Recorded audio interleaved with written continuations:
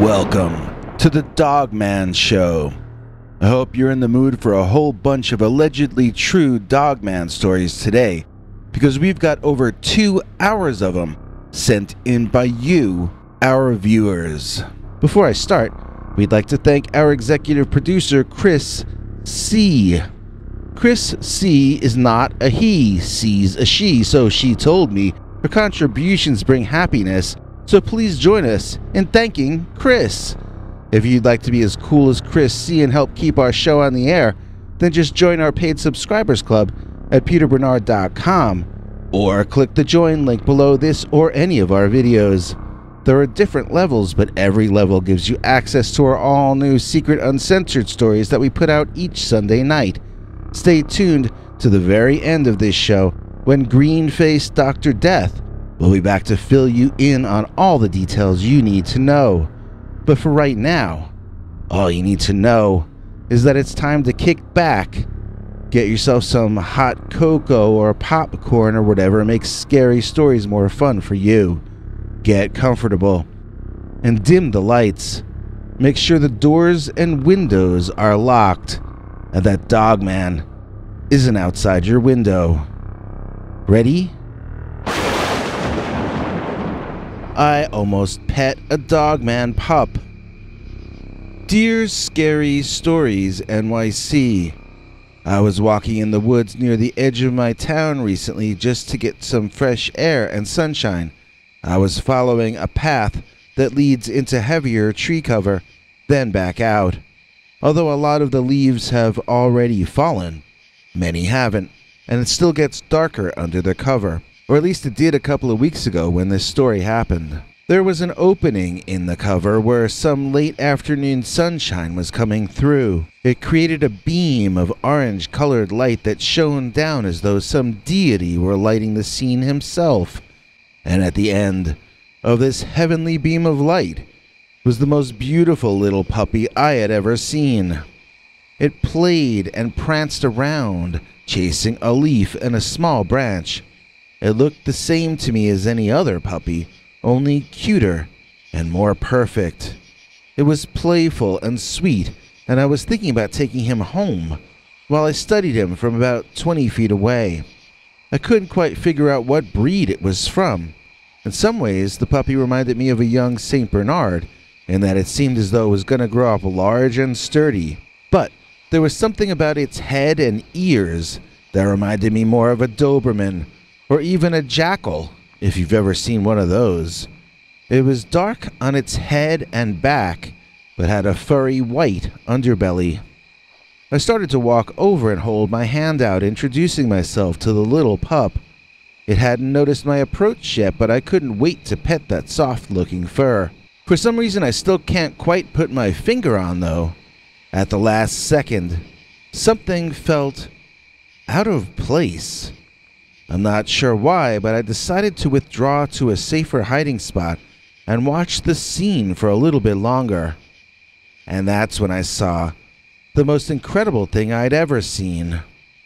Literally a second or two after I had hidden myself from view, a tall, clearly female, upright humanoid dog strolled right into view with a number of other puppies looking nearly identical to the one I had been watching. They were jumping up and down and dancing all around her. In spite of her obvious female gender, she had a thick mane of hair around her head and neck, thicker than on the rest of her body, much like a male lion. She was not a feline, though. This was a mother dog. She stood taller than any human male I've ever seen standing there on her hind legs, and she looked around like a meerkat, scanning the area to make sure that she and her offspring were safe. I made myself as small as possible and continued to watch. I stayed as silent as I could, afraid to even breathe. When she finally felt enough at ease, the big mother Dogman dropped down to all fours, and the puppies could finally reach up high enough to feed.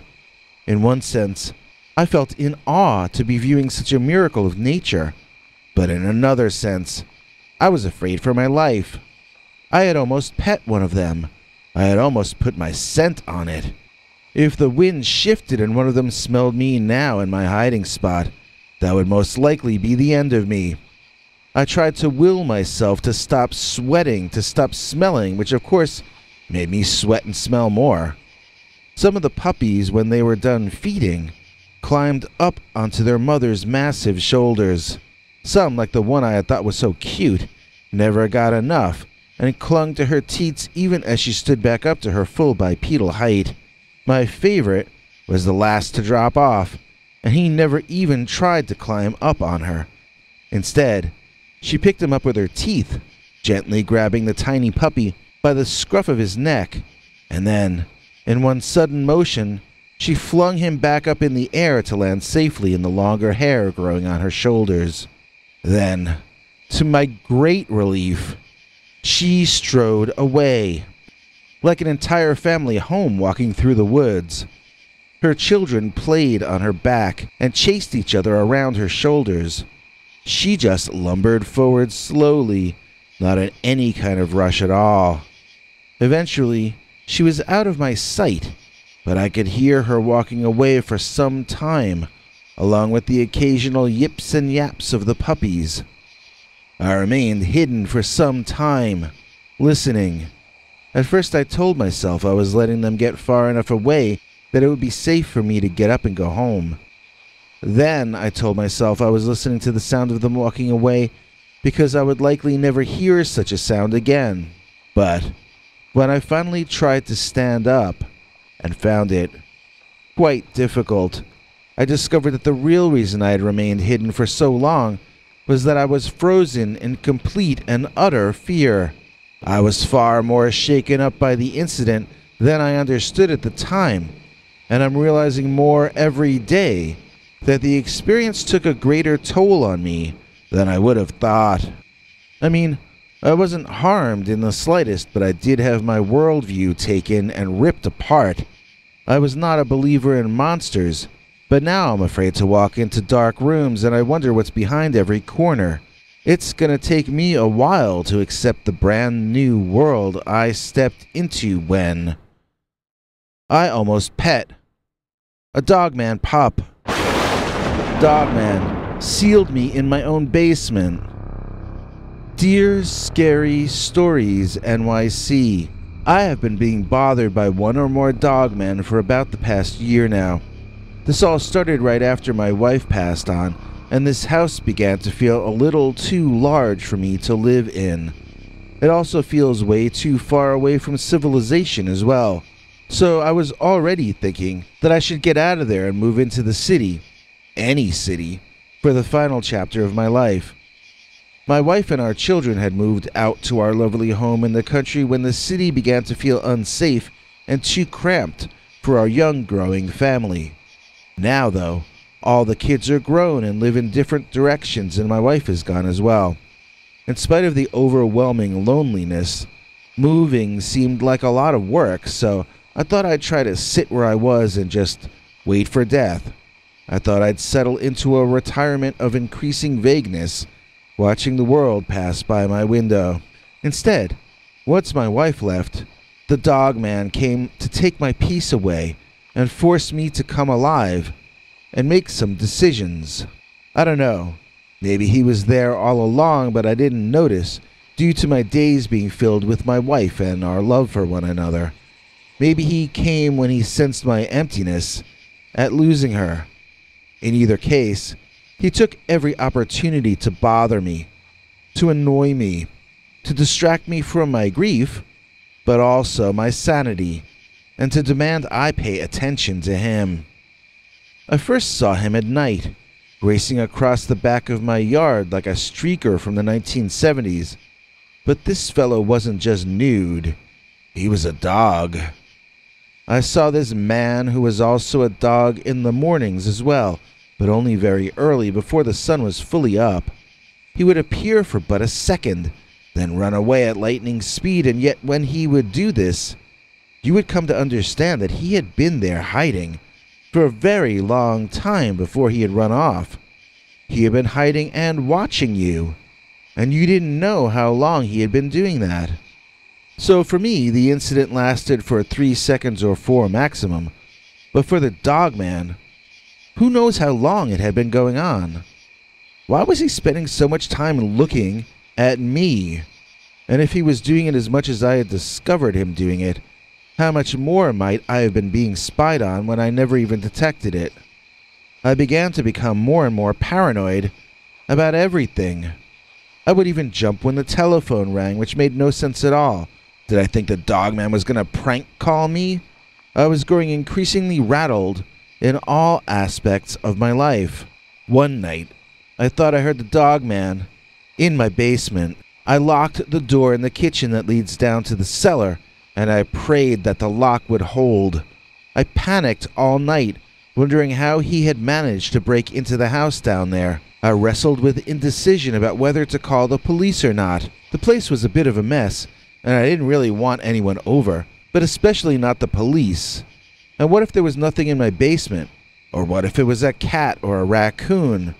Then the cops might think I was a crazy old coot and not come back when I really needed them to. When the morning finally came and the sun made all the fear of the previous night seem silly, I went out back and saw that I had stupidly left the door to the cellar open the day prior. Indeed, someone or something had been down there, knocking things around and over. I don't know what it was, but it seemed to have left already. I resolved to make a point of closing and locking that backyard entrance to the basement before sundown from then on. Already the very next day, though, I was so stressed out that I completely forgot about it. I suddenly remembered later on, and I stood to go back outside and correct my error. But it was already too late. I heard something down there in the backyard by the door to the basement.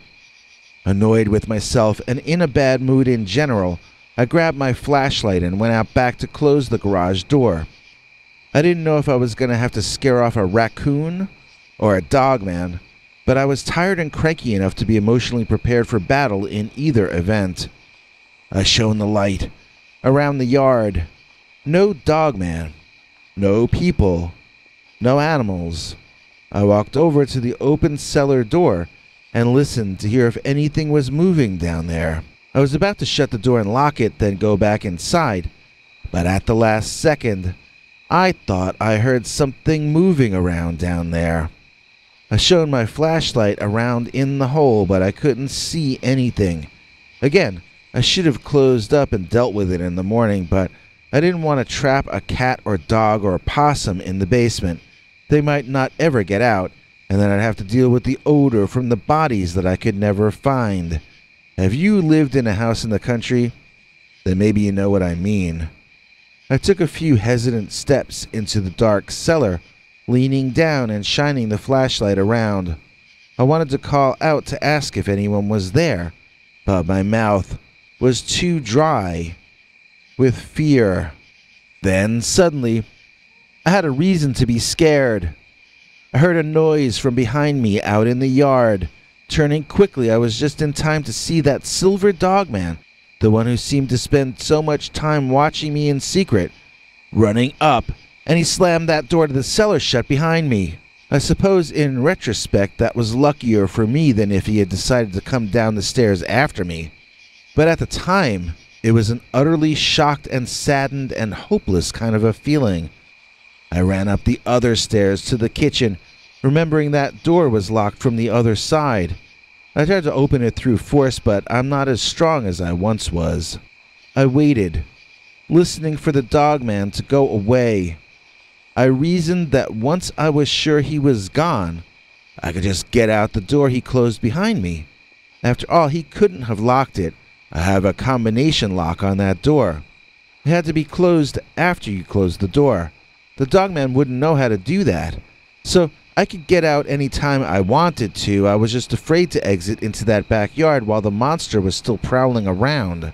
Sometime later, when it had been quiet outside for a while, I decided to leave the cellar and get back to my life. Only when I went to the door, I saw that the Dogman had slammed it so hard, it was now stuck, shut. I couldn't budge it, and I hurt my shoulder a bit trying. At this point, I was completely depressed. It felt like no matter what I did, I was doomed. trapped in my own basement. I might not be found there for months. If only I could get upstairs and use the telephone. Oh, right, I remembered I had my cell phone in my back pocket. I called my neighbor. He used his spare keys to my house to get in, then unlocked the kitchen door to the basement for me. My neighbor, by the way, has never seen the Dogman, and neither has anyone in his family. Some of them seem to believe my stories, but his wife looks at me like she's afraid I'm about to flip out and wind up in the nut house.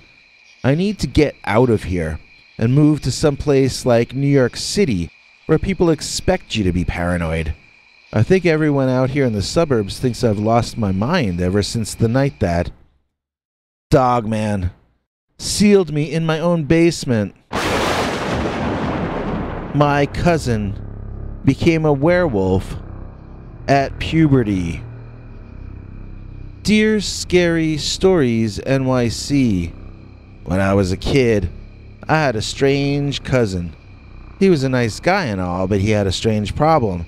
Sometimes at night, he would start to change into a wolf. We can call him Giuseppe, this cousin, whose family was from Italy. They were in the United States when Giuseppe was born, so I think he was a citizen, but I don't really remember.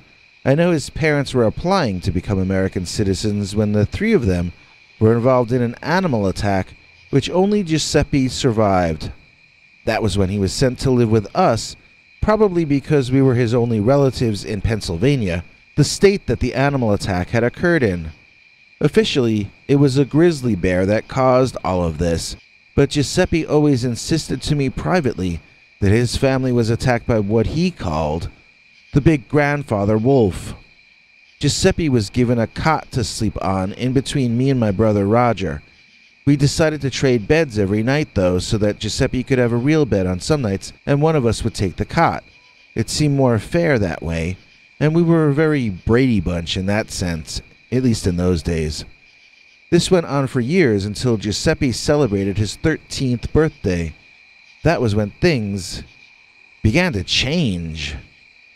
One night, when Giuseppe was sleeping in Roger's bed, he started freaking out in the middle of the night. Roger heard it first and told me that Giuseppe was about to be sick in his bed. He was concerned and wanted to get him out of the bed before he messed it up.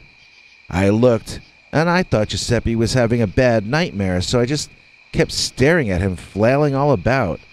At some point, though, Giuseppe fell out of the bed onto the floor, and I could see that something incredibly weird was happening to him. It was hard to comprehend, but his bones appeared to be reshaping themselves inside of him, like bending in different ways and so forth. Roger and I stood there, out of our beds, watching in shock for a while until Roger suggested to me that maybe we should get our parents. I agreed, except that Giuseppe seemed to be calming down, and his body had already started going back to normal. If I got my father out of bed only to show him a perfectly normal-looking Giuseppe, I was going to be punished severely. So we just went back to bed and decided to try to keep it to ourselves.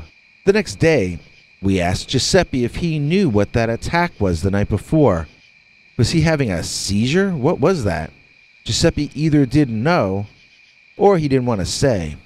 Eventually, we changed the subject. The next time it happened, however, I ran and got my parents right away. When the three of us returned to the bedroom, Giuseppe was down on all fours, his shirt off, thick fur entirely covering his back. My mother screamed, and my father fainted forward, landing on the cot. I heard Giuseppe whining like a dog in pain, but by the time I looked over at him, he was practically looking like himself again already. He passed out in his own drool on the floor. This attack had been far more severe than the last one. My brother and I were not allowed to say it aloud in my mother's house, but we both thought that Giuseppe was a werewolf. He and his family must have been attacked by a wolf man and not a bear. He was now becoming a werewolf himself, each transformation coming a little closer to fully changing him into something that was no longer human. My parents called in some kind of doctors. I don't know if they were private or government, but eventually they all decided what to do with my cousin. They sent him away to what they called a special school.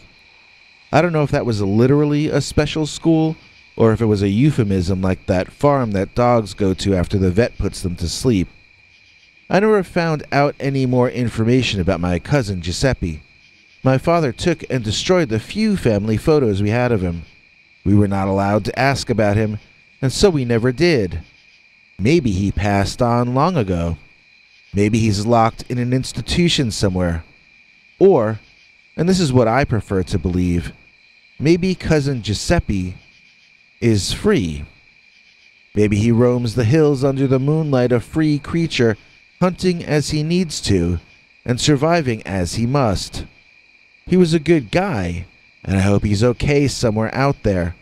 He could never have a normal life because my cousin became a werewolf at puberty. Dogman fell in our chimney. Dear Scary Stories NYC. When I was a kid, I lived with my parents in a house near a town called North Boston. It was called that because it was north of Boston. Neither town was or is in Massachusetts, though. I'm talking about North Boston, New York. It's located all the way north and west just south of Buffalo and not far from Canada.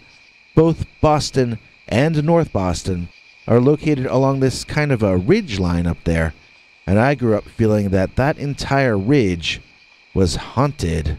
There are some official ghost stories from the region, but my friends and my generation felt deeply that there was and is something very strange about that little part of the world. And that idea was all cemented one November evening when Dogman fell down our chimney. My parents had gone into town to go see a movie, and I was left home alone with some of my teenage friends. I forget what we were doing, playing a game or watching TV, and then suddenly we heard something walking around on the roof of the house. Someone made a joke that Santa had come early, but then we heard bricks being knocked loose from the chimney and the joke stopped being so funny. We could see out the windows as bricks fell down on all sides of the house. I grew angry, and we all ran outside to get a good look at what was going on up there. Well, don't you know that when we looked up at that roof, we saw a dog head sticking out of that chimney. The guys started laughing. It was just a dog. Somehow a stupid dog had gotten onto the roof and fallen in our chimney, knocking it to pieces in the process. But then, two very long, very muscular, very human arms rose out of that chimney, and it didn't take long to realize that they were connected to that dog head. As it pulled itself out of the former chimney, my friends and I stared in amazement as a huge werewolf-type creature stood up on that roof and howled a scream at the sky that had me instantly shaking uncontrollably. We all ran inside, but it was hard to lock the door with our hands shaking that severely. When my parents got home, my mother flipped out that we had destroyed her chimney. We told them the truth, but Mom only got angrier. Dad seemed to believe me, though.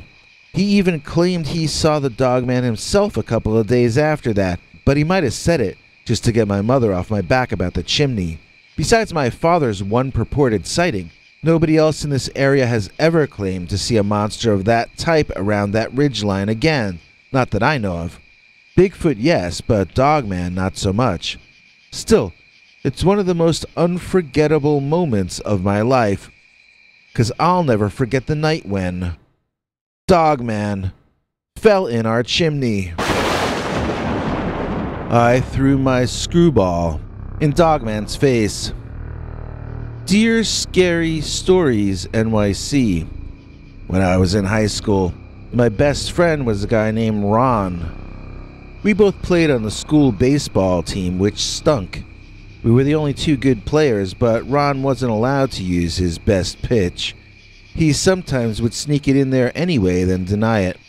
The games weren't filmed in those days, so as long as he only threw the pitch once or twice a game, he got away with it. Usually. What was that magical pitch? It was Ron's screwball. Now, he had a decent fastball, don't get me wrong, but it wasn't the best fastball in the league.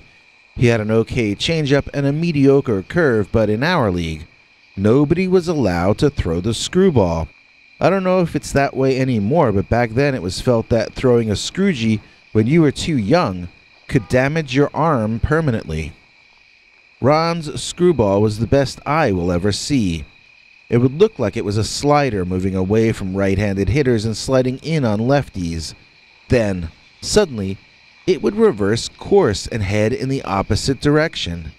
He had another variation that would slide left then drop down. He would start using that one after they had begun figuring out the first screwball.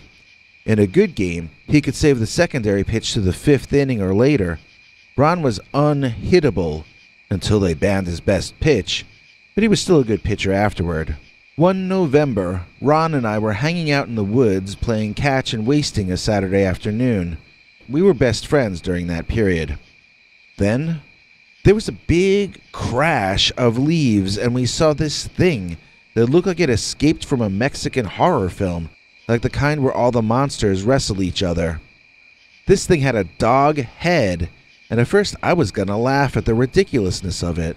But then it looked me directly in the eye, and I could see this was some kind of a real animal. It was not a costumed movie monster who took a wrong turn. The thing had a dog-like head, but somehow it also reminded me of a rat's head. I'm not sure how. It stood like a man, but its arms were held just under its massive chin, and it seemed to have claw-like hands, more like a rat's than the paws of a dog. Still, Ronald yelled that it was a wolf man, and we both bolted from the scene in a mad dash to survive. I had been chased by a gang one time, and this was as scary as that in some ways, but scarier in others. If this thing got me, I might end up worse than beaten up, and even worse than killed. I didn't know what this thing was, and I didn't know that it wouldn't drag me down to hell with it. I ran, and for a while, I was afraid Ronald wasn't gonna make it. Then, as I made it back to town where some people were nearby, I heard him coming up behind me. After we both caught our breath, I asked him what happened to the Dogman. He told me he threw our baseball in the Dogman's face, then ran. I asked if he hit him, and he told me he didn't stick around long enough to find out. I threw my 68-mile-an-hour screwball, he told me. I figured that, since that pitch can confuse the best hitters, it might fool a Dogman too. So while the dog stood there being confused by the world's strangest pitch, Ron took off. It was a weird plan, but I'm here to tell you the story, so obviously it worked. I might not be here today if my goofy school buddy Ronald hadn't been able to claim I threw my screwball in Dogman's face. The Dogman in Onalaska, Texas. Dear Scary Stories NYC. Have you ever heard of the Onalaska Dogman? How about the monster of May Drive? Nope, I didn't think so. But I saw a monster on May Drive in Onalaska, and my friends half-jokingly call it the Dogman of Texas.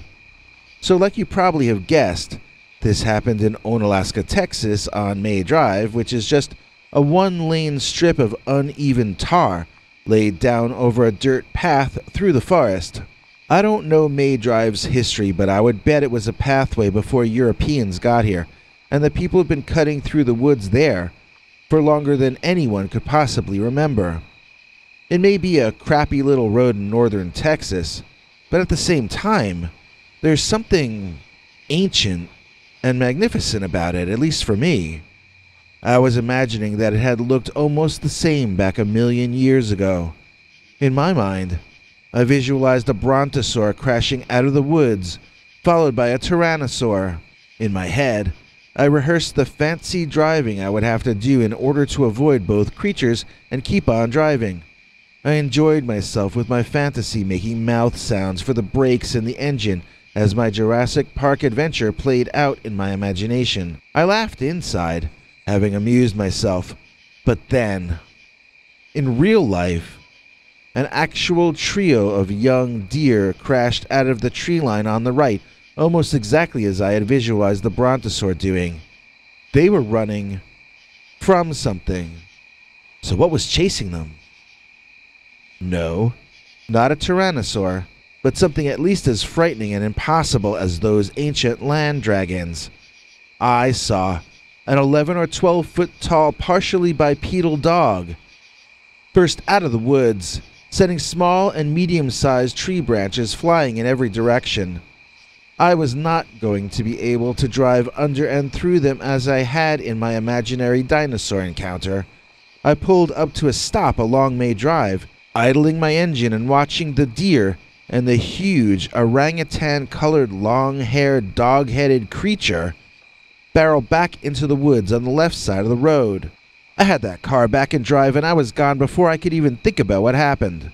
I found myself staring in the rear view and all around myself for the rest of my journey that night. What I had seen was like a combination of an Irish setter dog with an orangutan ape. It ran bipedally but then dropped to all fours to pounce back into the woods. I got the impression that it could maneuver in a number of ways in 3 dimensions while inside a dense forest, and was capable of either bipedal or quadrupedal motion when out in the open. It moved a lot like an ape, but it never stopped looking like a dog. So, yes, there is a Dogman in northern Texas, and don't let anyone tell you different. I know it, because I saw the Dogman in Onalaska, Texas. Woods Corner Werewolf. Dear Scary Stories NYC. Ironically, I was driving into the dog food supply shop along Freeman Eklund Road when I saw the Dogman. There is a patch over there with dense woods on either side of the road. It never seemed scary to me before, but on that day, I saw a black and white speckled dog emerge from the woods, walking bipedally. I slowed the car down, marveling at the creature and waiting for it to cross the road before continuing on my journey. For some reason, though, it seemed to take my actions as some kind of a challenge, and the great beast charged toward me, fury in its crazy-looking glowing eyes. It held its paws out in front of it as it ran, and I swear to you it had hands like some kind of a monster. It did not have dog paws at the ends of those front legs. I wouldn't even call them front legs, they were arms. I drove off the road to the right and sped around the creature as it reached desperately for the car. I saw it run after me for a while, but I broke all land speed records until it was gone from my rear view. I'm extremely lucky that nobody besides the Dogman saw me going that speed. I did drive past a couple of private homes and other buildings before I calmed down enough to get back under the speed limit.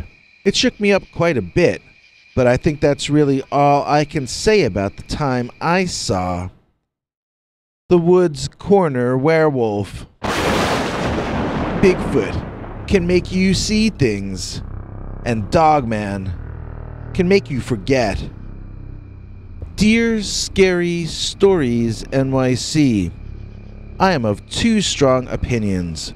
1, that Dogman can make you forget you have seen them, and 2, that Bigfoot can implant screen memories in order to make you think you saw something other than a Bigfoot.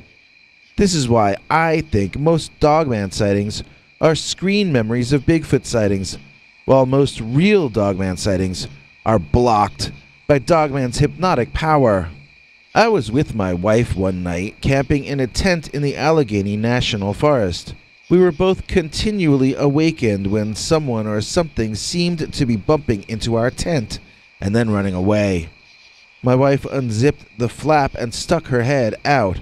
Then she began telling me what she saw.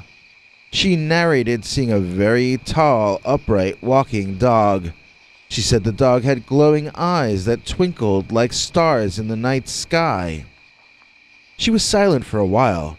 Then she pulled her head back in the tent, zipped up the flap, and laid down to go to sleep. I asked her, what about the Dogman? Was it still out there? She said she never saw a dogman and fell asleep on the spot. Like, asleep. I couldn't wake her, and I was afraid to look out there. If she saw an upright walking dog, maybe I would see the Easter Bunny. I didn't know what was going on, but I knew it wasn't anything kosher. All through the night, that same something was bumping into our tent and then running away. It no longer woke my wife up, but it kept me from getting any good sleep at all. I knew that the dogman or whatever it was wanted me to look out at it. That was why I refused to. Things remained strange until the sun finally came up in the morning. If I had also witnessed the dogman with my eyes, would I have been forced to forget the incident as well the way my wife was? Possibly. She still claims to have no memory of the incident. Does the fact that I remember what happened indicate that the dogman uses some visual means to effect his hypnotism? It seems to provide circumstantial evidence leading to that conclusion, in my opinion. He could not hypnotize me because I wouldn't poke my head out of the tent and look at him. That explains one of my strongly held personal beliefs. Now for the second one, which I will attempt to support with anecdotal evidence, in the form of this anecdote my second cousin George told me. George was with his girlfriend Jenna hiking through the woods, I think in Wisconsin. Jenna told George that there was a big monkey standing up in the woods. Apparently, the creature heard her say that. It turned and looked at them before George could see it. By the time his eyes had located what Jenna was describing, he saw the creature staring at them, and he did not see a Bigfoot. He saw a dogman. He whispered, "That's a dogman." And when he said that, then his girlfriend saw a dogman as well. The creature ran off, according to George, but Jenna said it just darkened until it was not there. To repeat, the entity looked like a Bigfoot until it noticed them seeing him. Then it became a dogman. Think about that. Granted, it's only one story, and maybe I'm looking for my own conclusions in other people's stories, but I would just like to present these anecdotes and ideas as more information to be considered when it comes to this subject matter. Because, in my opinion, Bigfoot can make you see things, and Dogman can make you forget. The Dogman on the mountaintop. Dear Scary Stories NYC. I used to live in Alaska, and I'm seriously contemplating moving back there at some point in the future. I loved it there, but I love it here in Florida as well. It's as warm down here as it was cold up there, but in both cases, I lived there due to my extreme personal need to be free.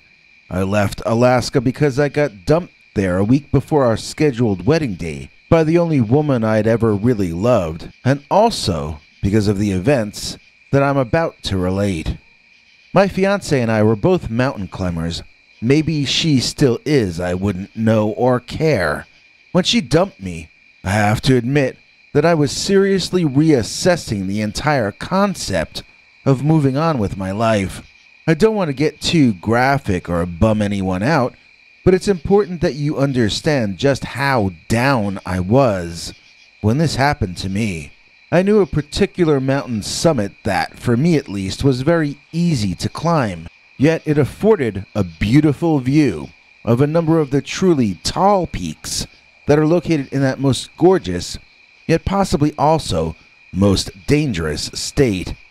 I didn't need any special equipment to climb to the highest spot on this mountain, although beginners and amateur climbers should not attempt what I did alone and wearing ordinary sneakers like I did. I remember that I brought a backpack and supplies for staying overnight. When I reached the spot I wanted to be at, I noticed with my mind that it was a nice afternoon and it looked like a very pretty sunset was about to come on.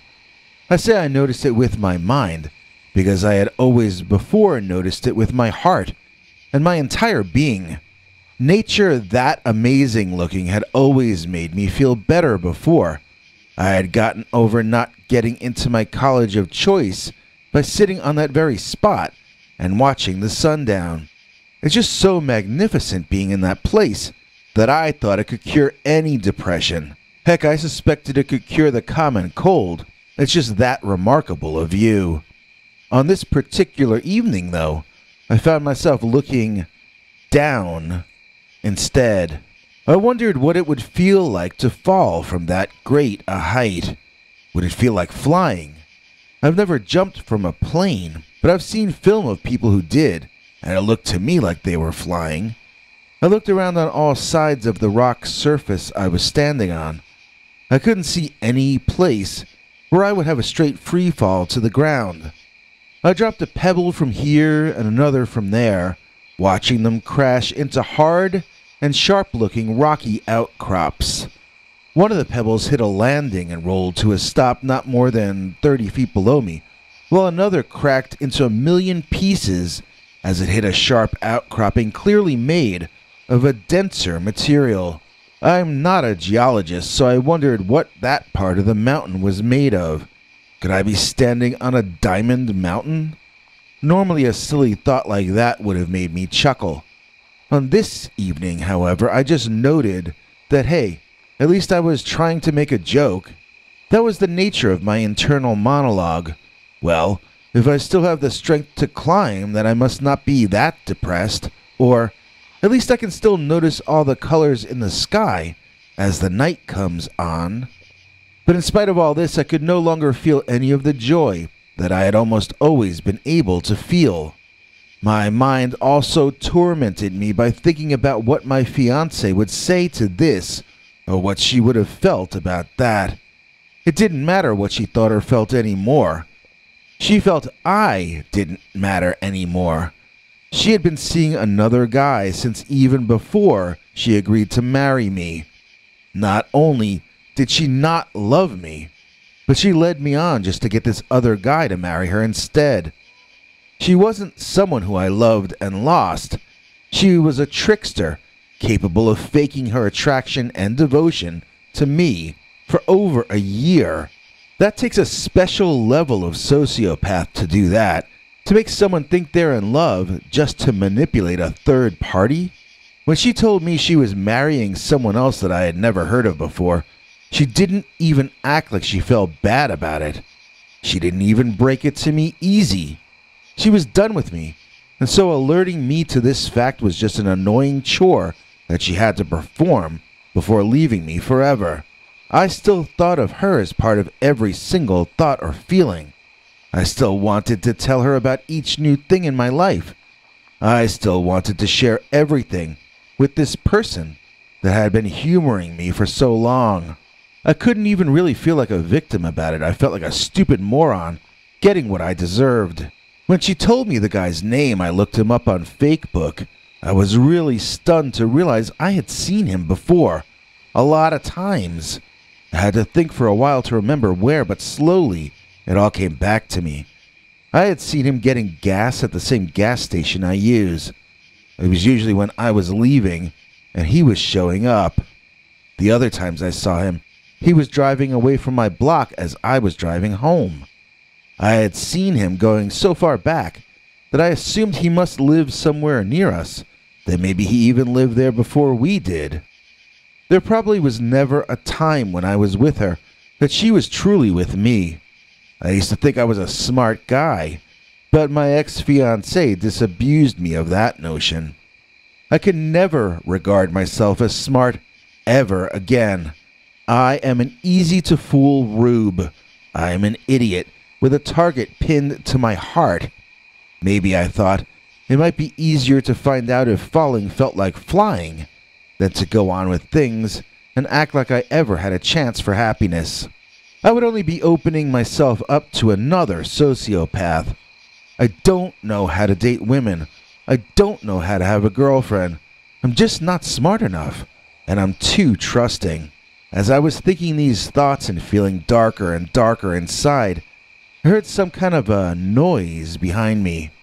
Maybe it's a mountain lion, I thought glumly. Maybe it's going to take me out and finish my story for me. Feeling like every part of my body had a 10-ton weight attached to it, I struggled to turn my neck around, which had grown stiff from the stupid and depressed way I had been slumping. I didn't see a mountain lion behind me. I saw something so large that I was only able to see it up to its knees. Adrenaline is an interesting thing. It can take you from the pits of depression to the heights of panic in less than a second. I leaped to my feet and spun around to see who my uninvited guest was more clearly. That second or two that it took to do that, I went through the data I had gathered with my eyes in that first glance, and I extrapolated from that information to guess what I was about to see once I stood and turned. This was an animal of some sort, and it was covered in fur or hair. It stood on 2 legs, but its feet looked different than a human's. They had claws on them like a giant badger. The fur, or hair, was a sort of a gray color, and it seemed to cover the entire leg, at least up to the knees. What was that? In Alaska, some of us fear the Sasquatch because some of us have heard the stories. I don't know if those stories are real, because I've never seen one myself, but other climbers have told me that the Alaskan Bigfoot is possibly the most feral and dangerous of all the kinds that roam the North American continent. This Sasquatch is alleged to eat humans. Human males, that is. It's alleged to do worse things to the female of the species. I heard one story about a Sasquatch throwing someone clear off a mountain like he was tossing a tennis ball. I've had conversations with a number of locals who seem convinced that the Bigfoot up there are responsible for a number of disappearances of people as well. Serious David Paulides type stuff. I braced myself, blinked my eyes, took a deep breath, and then I looked to see what I was actually being threatened with. Before I get into what I saw, I would like to point out, in case you missed this, that I was no longer depressed. I was no longer wondering what falling would feel like. Instead, I was terrified about what falling would feel like. I was worried about what hitting those outcroppings beneath me would feel like too. All thoughts of ending my story were long gone. I was in a state of panic, and all I knew with every atom of my being was that I did not want to get hurt, and above all, I did not want to die. I actually looked at what was there standing behind me, and I almost slipped backward off the cliff edge, so surprised was I by what I was seeing. Now, this was about 7 years ago, I guess, so I have no real excuse for why I had no idea what this was.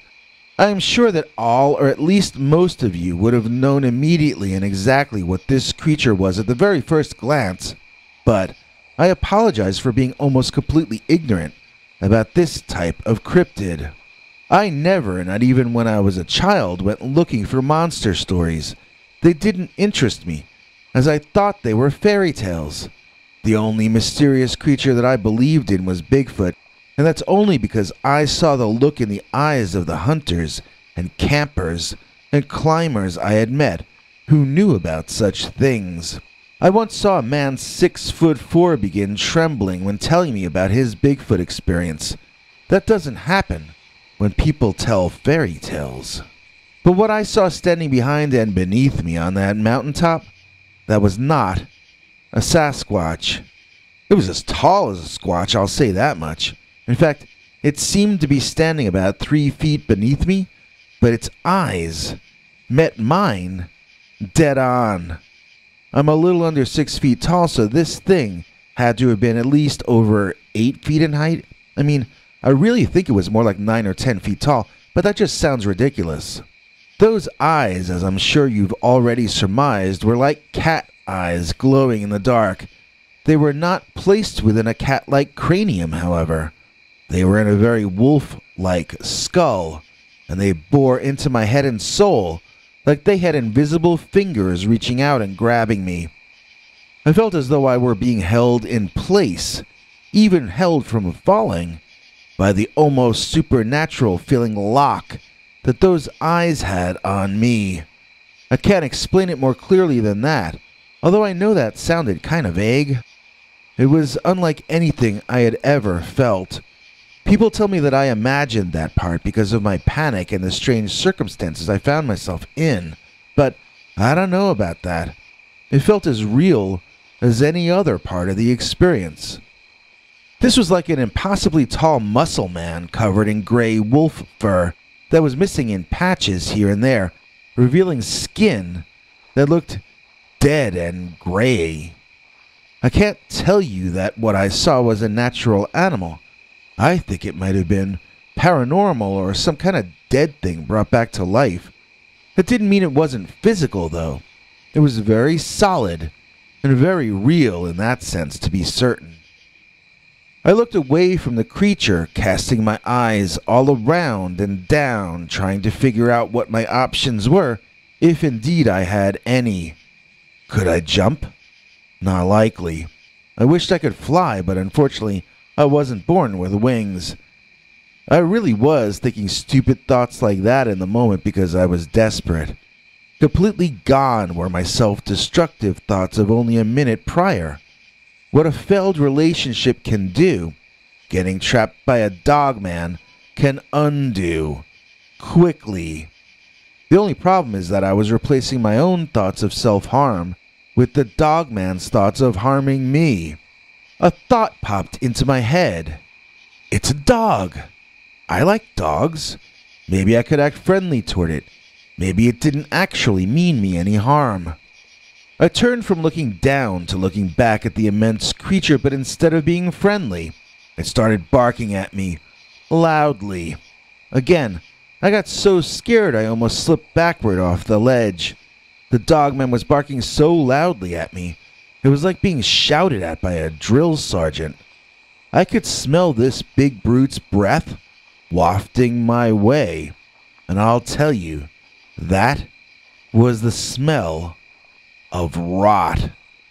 My ex-fiancée was a vegan and her breath smelled terrible in the morning, but this creature's breath was that of a meat eater. It's just a different kind of rot when you've been eating meat, or at least when the dogman has.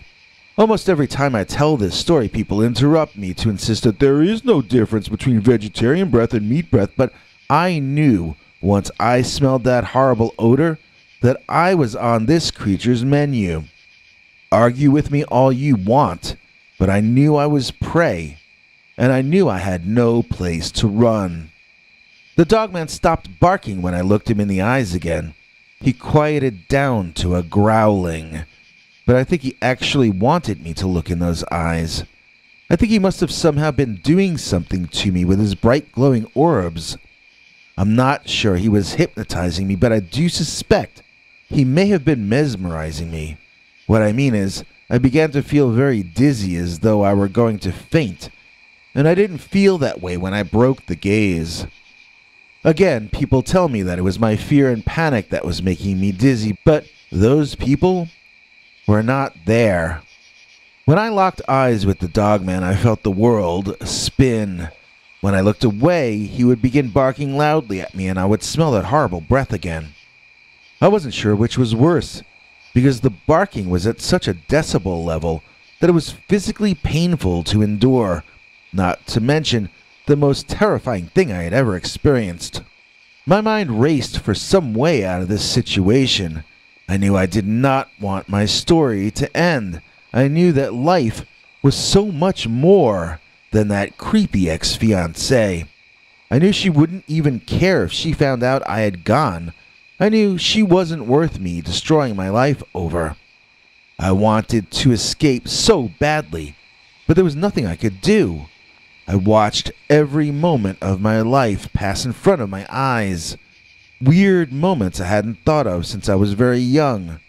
I remembered breaking up a fight between two kids in grade school. I remembered my first kiss. It seemed random to me, but somehow I watched selected scenes from my entire history, and I began to accept that it was about to be all over. And then, the Dogman reached a massive hand-like claw or paw at me, and I remember screaming. Each of those 5 claws was like a Ginsu knife heading for my eyes, my head, my neck. I know I screamed, but I don't know what else happened. When I woke up, everything hurt all over. I was outside somewhere and it was dark. I was face down on hard ground, but I had no idea where I was. I needed to sit up and see if anything was broken. When I pulled my face painfully off the dirt, I saw that my front teeth were on the ground in front of me. Rolling over, I looked up at the night sky, still not sure where I was. My backpack was not on my back any longer, that was all I knew. Sitting up was a painful and slow process, but when I did, I discovered that I was 1 inch away from a ledge to my left. If I had rolled even a few inches more, I would have fallen. Looking over the ledge, I saw that I would have fallen very far. I checked for broken bones, but I found none. I was bruised and hurting, but my front teeth were the worst of it. I prayed. For the first time since I was a kid, and I prayed to thank God or whoever or whatever it was that allowed me to land on this ledge. I was still on the same mountain, but somewhat lower down. Once I could stand, I began to move my fingers and arms and legs and toes, and I felt certain I could make it down the rest of the way. Climbing downward, I was very thirsty, but I never saw my backpack again, and that was where my water supply was. Taking frequent breaks and remaining aware that I might become dehydrated if I sweated too much, I carefully lowered myself to ground level. Still disoriented even after I was down, it took me some time to locate my car, but find it I did. I must have gone on autopilot because I don't even remember driving to the hospital. I was afraid that I might have been more injured than I thought, and I'm very glad that once again someone or something was looking out for me. When I awoke the next morning, I was told that in fact I had shown up very dehydrated. The doctor told me they didn't even know how I drove the car. I shouldn't have even been conscious. It cost me a lot to get dentures, and it's a major turnoff to young women, but I suppose that's a good thing. I no longer get chased by shallow girls these days. Really, it's a blessing, to be completely honest. If I ever do marry, it'll be to someone who loves me for me, not because of my money or my looks. And for that, I can thank fate, or God, or Providence, as well as the Dogman on the mountaintop. We hope you liked that news story, and we hope you join us in thanking a most wonderful person, our new executive producer, Nicole Gomez. Nicole, she's no troll. She's provided tonight's bankroll. She's a fleet of Harleys, not of mopeds. She's quite special, that Nicole Gomez. The great and powerful Nicole Gomez recently upgraded her channel membership so that now she's a $10 member. That means she's so cool, she already saw this episode yesterday. She also has access to our archived and uncensored scary stories, of which we have 15 hours, or actually more than that by now. She gets to see our Sunday night uncensored stories, which YouTube would be very unhappy about if I were to drop them on this channel.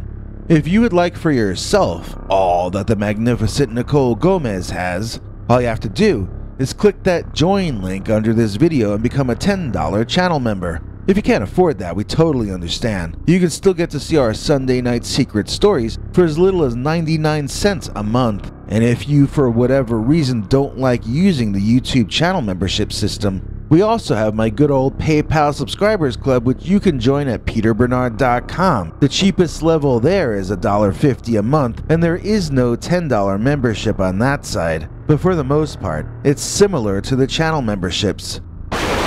Dogman vs. Chupacabras. Dear Scary Stories NYC, I was camping near Chupadero, New Mexico, when I witnessed a truly crazy event. In fact, some of my friends still think I'm crazy just because of what I saw. Or maybe they think I'm crazy for wanting to talk about it, I'm not sure. Either way, what I saw was a few different small green lizard-headed monkeys waging a battle against a large bipedal dog-like gorilla man. The short version would be that I saw Dogman fighting a savage battle with a family of what appeared to be alien-like chupacabras. I'm not from New Mexico, and I didn't know they had either kind of cryptid there, but I have to admit that I did have chupacabras on my mind that day. That was sort of why I chose to camp near Chupadero, just because of the name of the place. I mean, it starts off with chupa and ends with dero. The Dero, if you don't know, are a mythical race of beings that live under the surface of our planet and allegedly fire harmful rays up at us. It's a shortened version of detrimental robot, but in all the accounts I've read, they seem to be biological entities. Perhaps the term robot was meant as an insult in the same sense that NPC has come to be used. These creatures or people were either invented or discovered by Richard Shaver back in the first half of the 20th century. I feel that I should point out that Shaver also felt that the Dero were drawing pictures inside of rocks that told the history of humanity being tortured by Dero. Okay? I'm not joking. He would slice open rocks, then whatever patterns he saw inside, to him, were proof of the Dero's mastery over the planet Earth. You can Google him if you want to read more. Suffice to say that I didn't take him seriously back then when this all happened, because I never would have gone to a place with Dero in the name if I thought that those nasty things were for real. I think I was 23 or 24 years old when this happened, and I didn't take any kind of UFOs or aliens or cryptids seriously back in those days. I just now asked Google what Chupadero means, and it told me all sorts of things. Like it could mean sucking Dero, or in Argentina, allegedly, it means clandestine detention center. Believe it or not. I'm not sure I even believe that, but there is one website making that claim, so there you go. At any rate, I don't think I saw any Deros, but maybe the clandestine detention center is where the chupas I saw escaped from. This was the later 1990s, when chupacabras were a big deal. Back then, the term did not mean baby coyotes. It meant green, freaky-looking bipedal lizard monkeys. People thought they might be from space, or that they might be an alien crossbred with a monkey. There were all sorts of wild theories about them, but they were very real to the farmers who claimed that the chupacabras were vampiric and preyed on their livestock. That's how they got their name, chupacabras. It translates into English as goat sucker, as they were alleged to suck out all the blood from goats and other farm animals, leaving only a perforation, usually in the neck. The stories overlapped with those of cattle mutilations, which also involved animals being drained of bodily fluids and were also blamed on space aliens by a number of farmers and ranchers who experienced this problem. More recently, sudden cattle deaths have once again been associated with UFOs by the television program The Secret of Skinwalker Ranch. In one episode, a silver disc appears in the sky above some cattle, and then one of the cattle drops on the spot, never to breathe again. Back then, in the 90s, plenty of people who had to deal with the loss of life and of income involved in cattle mutilations were very freaked out and upset about all of these things. To me, though, it was just a pop culture phenomenon. I had me a Chupacabras t-shirt, and I thought it was all a big joke. Until, that is, I camped out by the so-called clandestine detention center.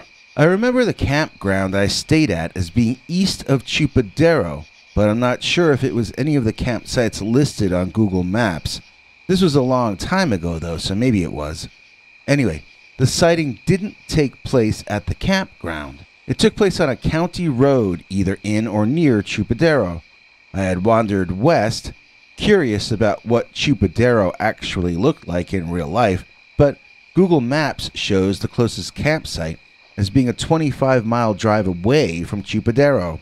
I distinctly remember walking between the two, and a 25-mile walk would have taken me all day. I'm not 100% certain about those aspects of my story as a result. Of course, I would have been traveling as the crow flies, not by cutting south and going back north the way a car would have to. I was walking right through the trees toward the drier western area. One way or another, I ended up walking along this lonely road. It wasn't quite the desert over there, but trees were sparser, and there were no people around as far as I could see. There were some houses here and there, but they were not up by the road. They were set back a long ways. At least, I think they were houses. All I know for sure is that I saw a building every so often behind a patch of trees, that sort of thing. I reached an area with a dry, rocky cliff about 50 to 100 feet up with trees up on top.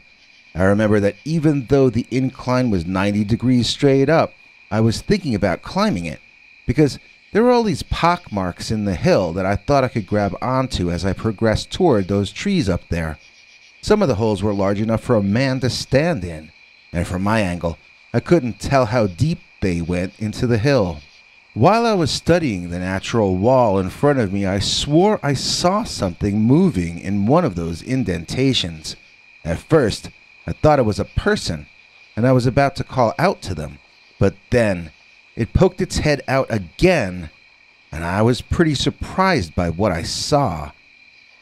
At first I thought I saw a little green alien, like something from a science fiction movie, and then I saw a different head poke out from a different recess in the wall, and that time I thought I was looking at some sort of a land fish.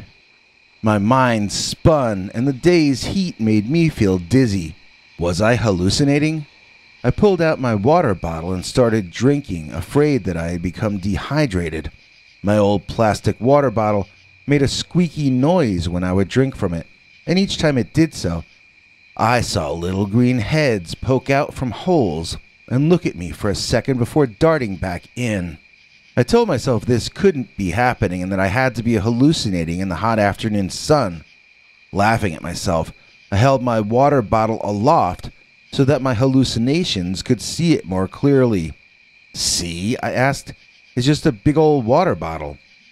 Instant regret, as 3 different little green hallucinations came spilling out of the wall recesses, climbing down the steep incline as though they were little, tailless monkeys.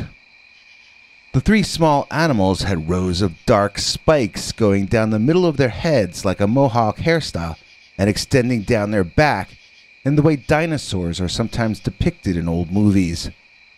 Like imagine Godzilla, but instead of big bony protrusions going down his back, these were tall and spiky, like really thick porcupine needles, I guess. Their skin sometimes looked scaly to me, and other times appeared sort of furry. I can't explain that, and I assumed it was a trick of the light. It may be that they were much smaller and finer spikes, so small that they resembled hair when they stood up on end, or looked more like lizard skin when they were lying flat on the surface of the epidermis. Another possible explanation is that I really was just hallucinating, but if so, this was a quite elaborate and specific kind of imaginary occurrence. I've camped and hiked through hot weather multiple times since that day, and I've never hallucinated, so I really could only guess as to what the reality of my experience was, especially so many years later. Reality or fantasy? The sight of those little alien lizard monkeys bouncing down that rock wall put the fear of Chupa in me, and I ran in a crazy broken field run back the way I had come. I started on the road, but when I reached the thicker woods, I ran into them. I think at the time I thought it looked cooler in there. It was, and that I could more easily lose the Chupas. I couldn't.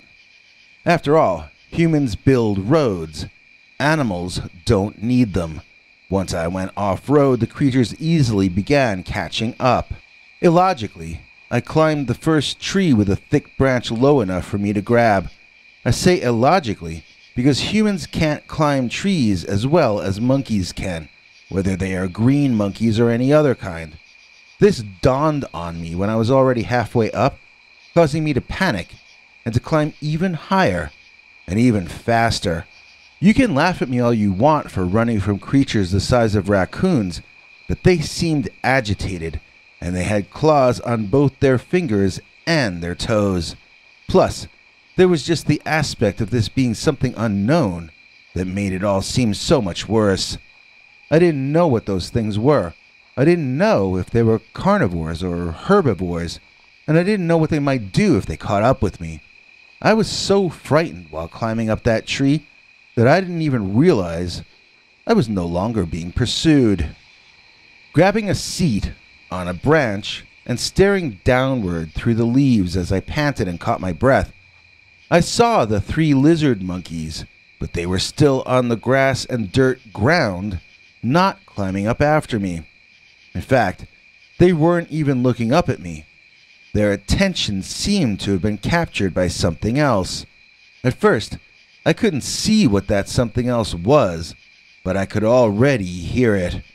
It was growling, and for it to be growling that loudly, it had to have been large. In my mind's eye, I was seeing a panther or a leopard or something of that nature, maybe an extremely large mountain lion, or even a bear. It didn't sound like a bear to me, though. Not that I had ever run into one of those in real life, but it didn't sound like Gentle Ben from the TV, at least. I didn't have to wonder what that growling beast was for long, as it bounded into my point of view. I remember blinking my eyes a few times, not believing what I was seeing. This was a big red dog, but it was not Clifford. I've never seen a dog that large, and I again began to wonder if this was really happening outside of my imagination. Thinking that way made me feel nauseous and dizzy, though, so I gripped the tree trunk, and I forced myself to stop thinking about it and just observe. And what I was observing was a feral version of Clifford fighting a family of chupacabras type entities. The little green lizard men were chittering loudly like a family of birds, being confronted with a cat skulking around near their chicks. Every so often, one of the little ones would charge forward, making a terrible screeching kind of a noise while it held its hands over its head. When that would happen, the immense dog would back off a few steps and whine loudly. Then, the canine would recover his courage and either leap forward and snap at the tiny monsters, or else bark at them so loudly that the entire tree I was sitting in would shake. By the way, this was a dog as in a canine, but it was not standing on its hind legs. It was not a werewolf-looking kind of thing. Well, I mean, I guess it looked a little bit like an American werewolf in London because he was down on all fours like this guy. But this canine was far larger than David Naughton. More recently, I have seen video of a giant black wolf in Alaska or Canada or somewhere up north, as big as a horse. But back then, I didn't know that a canine could be that large. I actually wondered if I had gone back in time. What if that was a prehistoric red wolf I was seeing? And what if those chupacabras were actually a small species of dinosaur? I looked around to see if I could spot those houses I saw earlier. If there were houses, then I must still be in the present day. I didn't see any from my vantage point, though, so the idea that I might have been time traveling remained front and center in my mentations for a while longer. The monster standoff below sounded like something terrible was happening, but at that point, neither side had actually connected with the other one yet. I was being completely ignored, so much so that I eventually became more curious than frightened. I wanted to see the action better, and I spotted a strong-looking branch a bit closer to ground level. It also looked like there would be fewer leaves and branches in my line of vision down there, so I summed up some extra courage, and I began lowering myself to that other branch.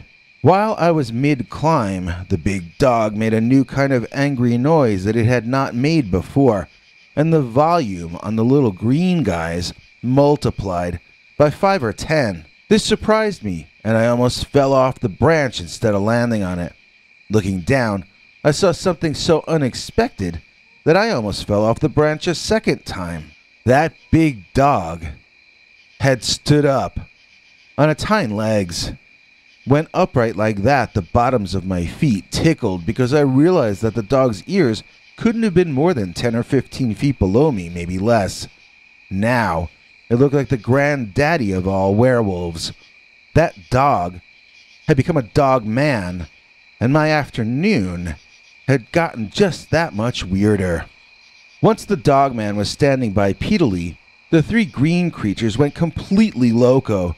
They began climbing up the dogman at lightning-fast speed, seeming to be taking little snaps at him all over as they did so.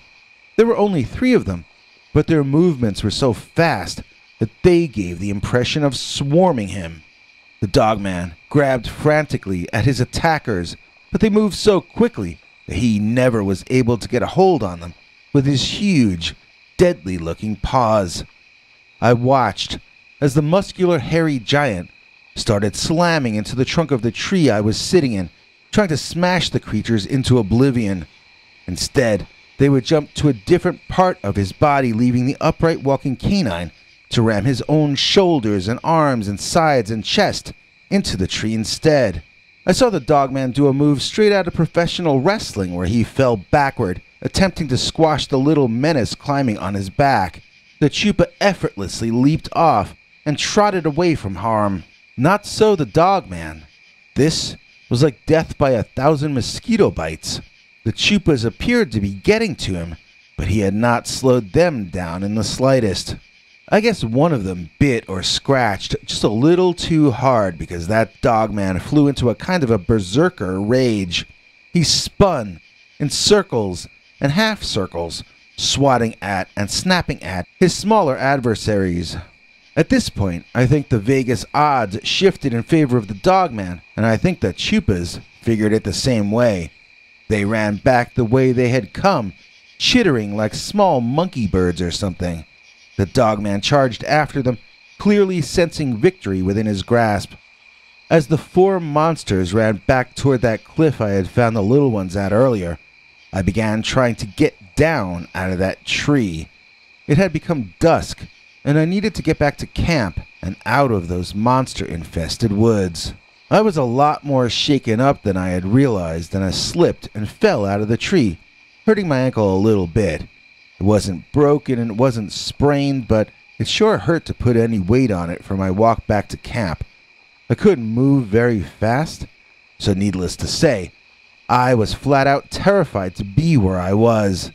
It got dark really fast, long before I hobbled back to the campground, and that was an experience I would never want to repeat.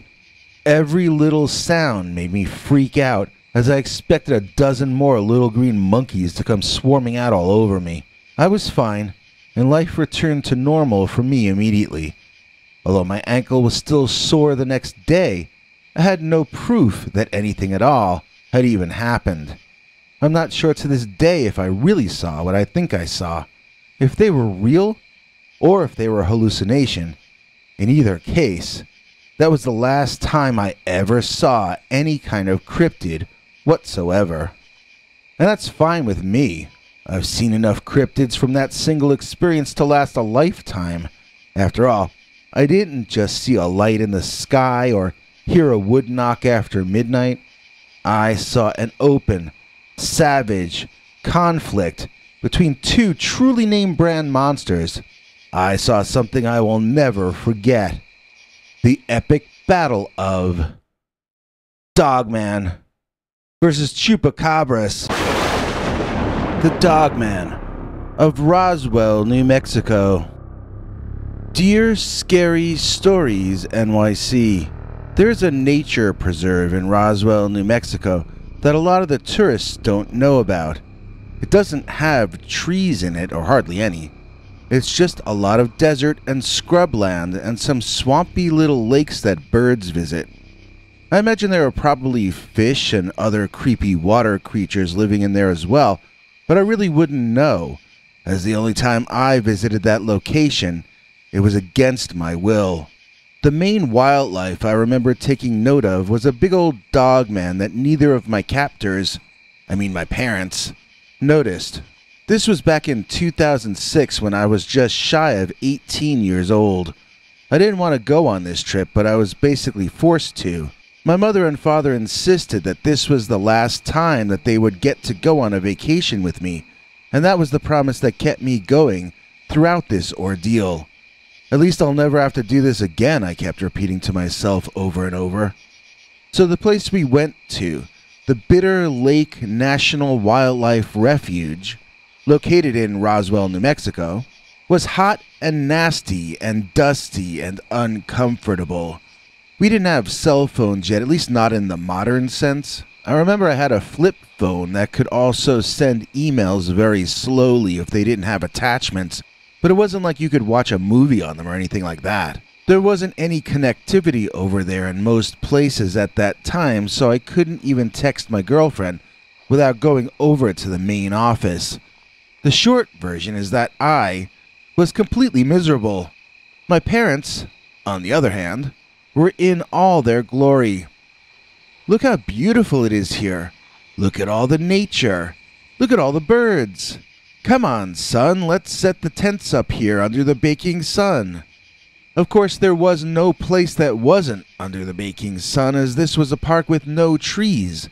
In fact, I was offended that this would even be called a park. To me, it just seemed like land that would have cost too much to put a mall on top of. Scrap land. Waste land. So they called it a park to trick fools like my parents into going there and spending money in order to sweat themselves to death. At night it started to cool down a little bit, but there wasn't enough of a breeze to make it tolerable for my tastes. Then my father built a campfire to make it hot all over again. The two of them roasted marshmallows while I tried to stay upwind of the flames and avoid as much of the heat as possible. It was while I was sitting there on the sandy dirt, about 20 or 30 feet away from my parents, staring into the darkness, that I first noticed the Dogman. He wasn't there one second and he was there the next. I'm not saying that he popped into existence, but I am saying that I don't know where he came from. There's nothing to hide behind out there as there is in forests. It's just flat land, followed by more flat land, followed by small lakes. I guess he could have walked up from out of one of those lakes, but that would imply he was able to breathe underwater. Certainly he didn't appear to be wet when I saw him. His fur didn't appear to be dripping or anything like that. I can imagine some of you asking me right now to explain exactly what I mean when I say I saw a dogman. Okay, I'll describe it for you, as though the word dogman had never been invented. There was the silhouette of a big old guy, bigger than my father, who is 6'3". He had a build like a baseball player, wider than a basketball player, but not as big as a football player. Football as in NFL, not soccer. This was a muscular and tall guy, but he was not wearing clothes. Even looking at him in silhouette against the darkening sky, I could see that he was covered in hair, probably 3 or 4 inches long all over. Fur, more likely. It was long enough that I could see it blowing in a breeze that didn't seem to reach as far over as me. I would have loved to be feeling a breeze that night. The head of the creature had tall ears up on top, tall pointed ears, shorter than a rabbit's ears, but pointed like a cat's ears. So imagine tall cat's ears, I guess. His eyes were the only feature I could make out from that distance because they glowed like glow-in-the-dark toys and glow-in-the-dark paint does. Not greenish, though, more of an off-white. I'm not sure exactly how far away he was, but it was pretty far. Maybe the distance between home plate and second base, or a little bit more than that. He was standing up on 2 legs, so I know it wasn't an ordinary kind of a dog, but I could see that it wasn't an ordinary kind of a man either. I wanted to call out to my parents, but I felt like the Dogman would hear me and think I was calling out to him. I really didn't want to do that, as I didn't want him to come any closer. It looked like he might be staring at me, but I wasn't certain, and if there were a way to keep him from noticing me, I wanted to take that chance. I remember turning around and sort of bending down as I jogged back over toward my parents to point the big thing out to them.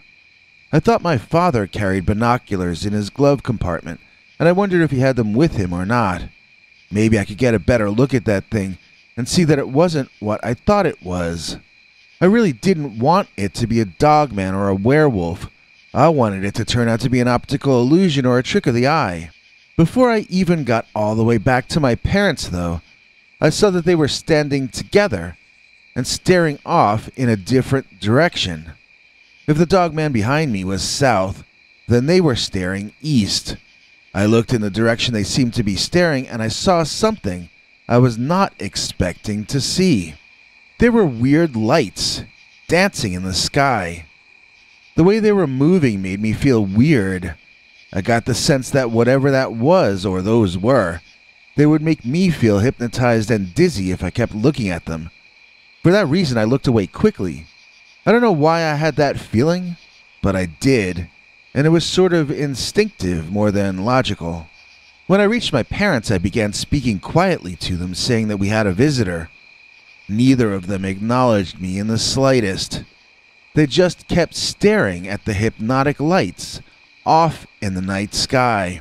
I remembered that my flip phone took crappy little photos, so I tried to take a picture of those lights. All I got was a picture of the dark. The lights were so tiny and so far away that I couldn't even make them out in the photo. I then turned to take a picture of that silhouetted Dogman, but it wasn't where I had last seen it. I was disappointed, but glad that at least the Dogman had left us alone. But then I spotted him again, and he was walking toward me. He was halfway to me already before I had even noticed that he had left his first spot. Panicked, I shook my parents and tried to get them to wake up. When they didn't, I ran into my tent and I zipped it up fast. That was the last thing I remember about that night, as I woke up the next morning feeling very confused. I remembered all the stuff that had happened that I just told you, but it didn't seem like it would make sense to talk to my parents about it. I know what you're thinking. It should have been the main topic of conversation over breakfast, but something inside me told me that I shouldn't bring it up at all. They didn't talk about the lights either. Everyone acted like things were completely normal. My parents talked about how beautiful the morning was, and I talked about how I wished I could have been left home to party with my girlfriend. This was our second day and final night at the nature preserve. We were scheduled to leave after breakfast the following morning, which I think was a Sunday. As the day lingered on boringly, I had a growing feeling of weird fear about the night coming on. I hadn't felt any oddness in the morning, but as the afternoon sun moved toward the west, I felt like I knew I wanted to be any place except where I was. I remember trying to talk my parents into getting out of there. Why shouldn't we spend the night in a motel with air conditioning, I reasoned. Why couldn't we get a head start on our long drive home by leaving right then, before it got any darker than it already was? They both poo-pooed my ideas, but they didn't seem very enthusiastic about spending another night out there either. I could tell that they were as frightened as I was about being where we were, and I could tell that they were confused about their own feelings as well. Nevertheless, they said we would stay, as though they had been programmed to say that. Maybe they were. I went into my tent before dinner, eating some trail mix I had brought with me instead. My plan was to go to sleep early, never leaving my tent until the morning had come and we could get out of there. Well, it did not work out that way.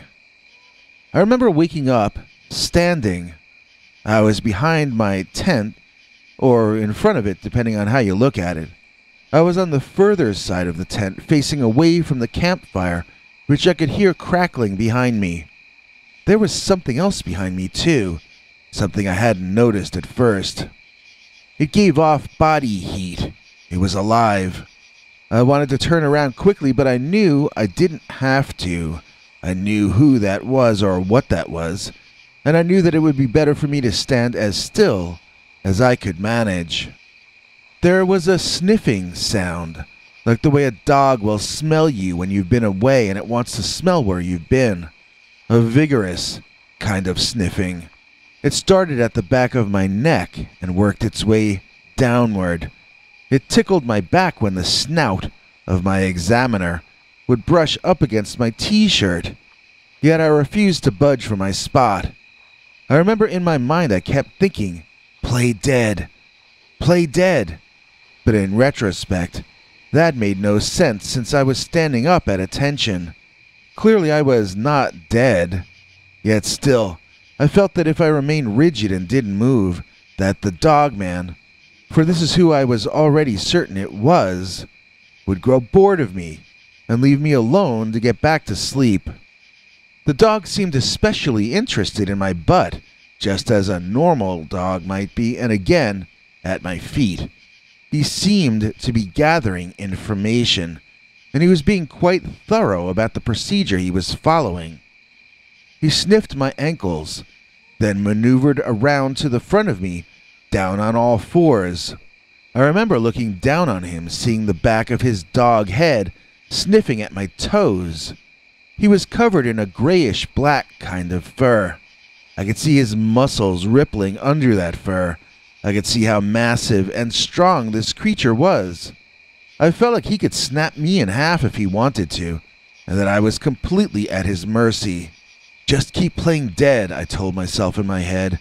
Just keep playing dead, and this will be over before you know it. Then we can go back to sleep. Then everything will be fine. I didn't know where my parents were during all this. Maybe they were behind me, staring at the lights in the sky again. Maybe they were in their tent, fast asleep. I couldn't hear anything, except the campfire behind me, and the Dogman sniffing me from beneath me in the front. The Dogman sniffed my legs, sniffed my knees, and then settled into a more comfortable position to take his time, sniffing around my crotch area. I wanted to run, but I told myself to stand still. Any sudden movements might set him off or frighten him. If I tried to escape, he might bite me as a reflex action, and that would be a very bad thing for me to have happen. It was excruciating standing there, doing nothing about what was happening, but I kept telling myself I was being wise, and I was being logical. I kept telling myself that it would be over soon, and that I was going to be fine. The dark gray Dogman finished his research into my midsection, then smelled my nipples one at a time. I prayed that he could tell I was a male. I was deathly afraid that he would bite me on them, seeking some kind of motherly nourishment, but thankfully, nothing like that happened. Moving upward, he smelled my neck, and the sound of his sniffing was so loud in my ears that I thought I was going to lose my mind and faint. He seemed way too interested in my throat, like he was Barnabas Collins more than Larry Talbot. He started licking the salt off my neck, which was more than a little frightening. I wanted to pull away from him so badly, but I had one of the most vulnerable parts of the human body exposed directly in front of his dog fangs, and I had to continue to remain stiff as he took his time, lapping up my salty summer sweat. The more frightened he got me, the more I sweat, and the more I sweat, the more interested he was in what that sweat tasted like. As illogical as it sounds, I thought about the pretzels I had mixed in with my trail mix. If only I could speak to this creature in English, maybe I could bargain with him. He could take my salty pretzels, and I could take my neck back. Of course, I made no sound and no attempt to communicate. I just stood there and endured this torture a little bit longer. Then, the creature stood fully upright. I found myself staring at his broad chest. I was too afraid to lift my head up and examine his face. It didn't matter, though, because he bent over and stuck his dog head right in my line of vision. Then began smelling my mouth. The creature's face up close was a lot scarier than I had assumed it would be from afar. I wanted to scream. In fact, I can't believe that I didn't. It was the most frightening monster possible, a lot creepier than anything I'd ever seen in a movie. He had ticks hanging off his skull in various places. He had other kinds of bugs skittering around onto his face, then back into his hairline. The fur was missing in patches where small scars existed, and I could tell this was a creature that had led a rough life. One of his facial scars was definitely infested, and I realized that this guy was an entire ecosystem unto himself. The dogman held his mouth a little open as he sniffed me with his nose, and I could tell he was smelling me in multiple ways simultaneously. I wondered how much information he was able to gather, and what that information was. I wondered what he was gonna do with that information too. Any thoughts that this might be a holographic projection or hallucination went out the window when I smelled that creature's breath. His mouth gave off an odor not unlike garbage rotting on a very hot day. I felt like I was smelling everything he had eaten for the past week, and it all smelled nasty. Whatever that thing was, it was real, as in a real physical animal. I don't think that hallucinations could possibly smell that bad. That was all I could take, and I decided to make a run for it. If I bolted fast enough, I reasoned, maybe I could make it into my tent before the dogman even realized I had moved. I tried to turn and run, then I realized I couldn't. I couldn't move a muscle. I had been thinking that I was standing still by my own logical choice, but the entire situation was being forced on me instead. I was paralyzed, and I must have been hypnotized in some manner too. This filled me with so much fear that I felt like I was losing my mind. I wanted to scream, and I wanted to run, but I did not do either. And then I was in my tent, opening my eyes and noticing that the sun had come up. I climbed out of my sleeping bag and realized that I felt incredibly tired, as though I had hardly gotten any sleep at all. Maybe I hadn't. Again, that morning, none of the three of us wanted to talk about the night before. Mom made some comments about how lovely the morning was, but she sounded as exhausted as I felt, and she had very little enthusiasm in her morning patter. Dad was barely able to manage grunts in agreement with her. I don't remember if I said anything at all. I was grateful that I wasn't the one who would have to drive us home, and that I could sleep in the back seat instead. So, that was the last time I went on vacation with my parents. It was also the last time I went camping, too. I don't like the idea of sleeping out of doors. It doesn't feel safe to me. I've never told my parents about what happened to me that night, and I never asked them about what happened to them either. I have a feeling we all had missing time, which would explain why we were so tired. You know, the strangest thing about this very strange story is that I didn't even really comprehend that it was a strange story until years and years had passed. It was sometime around 2016, a full decade later, when I was talking with friends in a bar one night, and the story just sort of spilled out. One of us told us her ghost story, and another friend told us about seeing a UFO.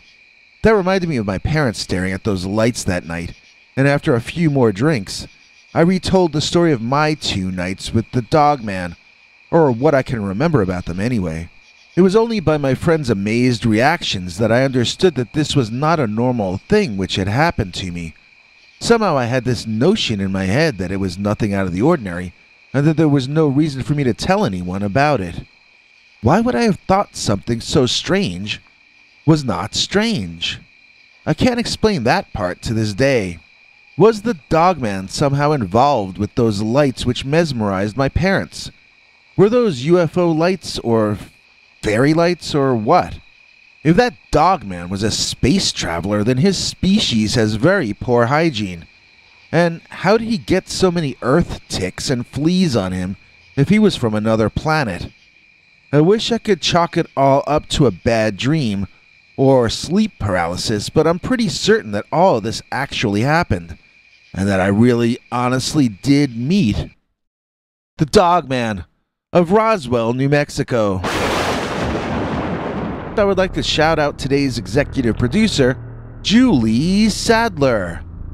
Thank you to dear Julie Sadler. She is a brave and noble battler. When the world does treat us cruelly, she's our savior, EP Julie. Please join us in thanking Julie Sadler for making this episode possible. In exchange, we send her our weekly Sunday night secret uncensored scary stories far too wild to tell on this channel. If you'd like to become a Scary Stories executive producer, just join our PayPal subscribers club at peterbernard.com, or else do what Julie Sadler did and click the join link under this or any of our videos. The Christmas Eve Dogman.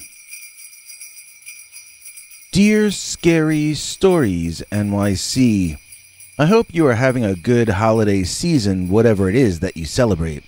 I would like to tell you about my most unique Christmas Eve ever. That was the year in which we got visited on the night before Christmas, not by Santa, but by a North American upright walking canine, or Dogman. This was the 1970s, which back then we thought was a hard time to live through. Looking back, the worst thing that happened was we had to wait online for gas. How I wish I could go back and spend Christmas in the 70s this year. I bet a lot of us do. But I want to tell you the story of the one truly terrifying Christmas that my family and I had to endure way back then. First of all, I want to say that I am blessed with 3 adult children, all of whom I love equally and dearly. My wife left us 5 years ago, but the 4 of us who remain have stayed close. My own father disowned me when I voted for McGovern. I resolved that I would never do the same thing to my own kids. No matter what they do, I try to be supportive, even if I disagree with them. Of course, they're good people, and I rarely disagree all that strongly with their life choices. Back then, when we were all a young family, we were very close, and we always had each other's backs. My youngest son, who we can call Brian, came running back into the house after taking out the garbage on Christmas Eve. He was crying and shaking all over, and I asked him what was wrong. He looked at me with his eyes wide, and he opened his mouth, but he never said anything at all, not one word. And then the banging on our front door started, an incredibly loud and violent banging. Brian ran from the door shouting no. It was the first word he had said since he came back inside. My wife shouted from the kitchen for me to answer the door. She thought it was a guest arriving, and I suppose in a sense it was. I looked out the window next to the door, and I don't know what I expected to see, but it certainly wasn't what I did see, because what I saw was some kind of a freaking dingo, a giant-sized, dog-like creature standing up on its hind legs, as though it were a human. It was an orange dog with a black nose, and it was angry. It was baring its teeth, which seemed to me at the time far larger than the average dog's teeth. I was flummoxed. I was at a total loss. I didn't even know what to think about what was happening, let alone what I should do about it. I had never had a dog banging on my door with its fists to get inside. That's another thing. This animal had fists, and they were balled up and banging on my front door. The creature looked so strong that he could have easily gotten into the house by breaking any of our windows. What is a person to do in a situation like that? My wife came out to the door with a tray of cookies, asking who was knocking. Just at that moment, a pounding hit the door so hard from outside that you could see the door beginning to buckle in. She dropped the tray of cookies in surprise and began swearing, still not realizing the danger that the entire family had found themselves in on Christmas Eve. "Whoever is out there," my wife announced, "is incredibly rude." That must have hurt the dogman's feelings because he began barking loudly, angrily, at the door. "Call the police," I suggested to my wife, who just stood there. She hadn't been expecting to hear barking, and so now she had no idea how to react. The barking finished and was replaced by a howl so loud that we all covered our ears in pain. The dog thing howled so loudly and for such a long time, I began personally to wonder if we weren't dealing with something supernatural. I didn't see how his lungs could have held that much air to howl for that long. My wife called the police, but when she got through to them, she stuttered and stammered and wasn't sure what to say. I took the phone from her and said there's a prowler with a large dog on our property. I could barely hear the dispatcher on the other end over the howling. She told me a car was on its way, and I hung up to deal with my children, who were huddled together on the couch crying. Our youngest was a baby at the time in her crib, sleeping through all of this. I told the two of them everything was gonna be all right, but I don't know that I actually believed my own words. I personally felt pretty certain at the time that the creature was sooner or later gonna break a window, and then we would be unable to prevent it from coming inside. Once it was inside, we were all basically just living on borrowed time. I held my kids, and I felt deeply how much I loved them, and how much they loved me. It gave me a new strength, and I felt certain that no matter what happened to me, I would see to it that I did not lie to those kids. I would see to it at any cost that things would be all right. When the police arrived, the dogman just disappeared. My son Brian ran to them and blurted out the entire story he had been too scared to tell us. He had just put the garbage in the can and was about to turn right and walk back to the house. From his left, he heard a deep sort of growling, unlike anything he'd ever heard outside of a monster movie. Looking toward that growling, Brian said there was a giant, hairy man standing there with a dog head.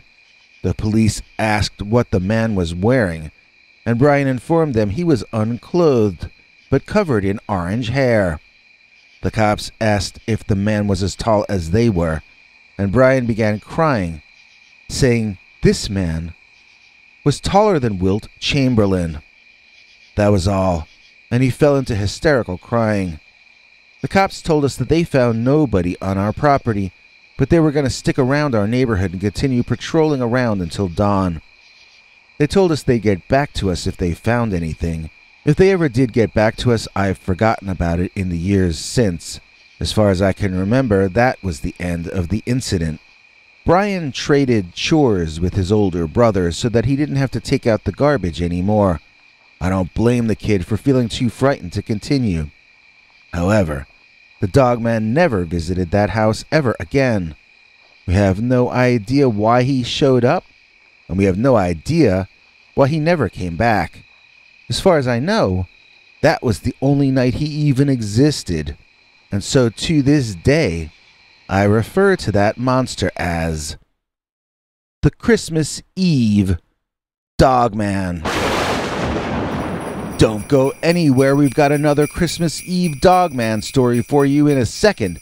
But did you know that this episode was brought to you by Greg Connor? Our executive producer is Greg Connor. He's more clean than Dr. Bronner. Please take note, we are quite honored because our executive producer is Gregory Connor. Please join us in thanking Greg Connor for making this episode possible.